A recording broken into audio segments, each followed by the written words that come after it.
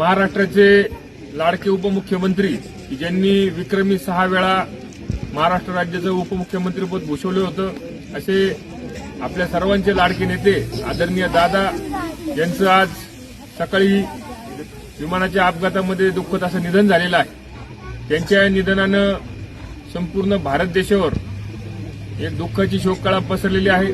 विशेष करून महाराष्ट्रातील जी जनता आहे ही जनता पुरकी झालेली आहे आणि त्यांच्या जाण्यानं क्रीडा विभागाचे देखील खेळाडूंचे देखील फार मोठे नुकसान झाले आहे।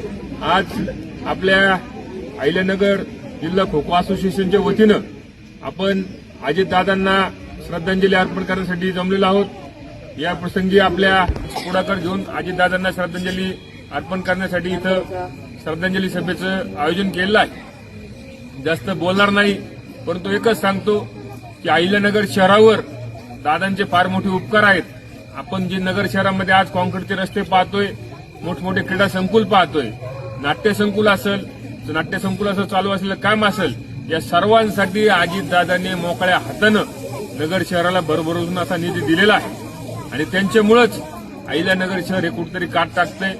मान्य आमदार संग्रामभाई जगताप यांनी या सर्व घडामोडींसाठी फार प्रयत्न केले होते।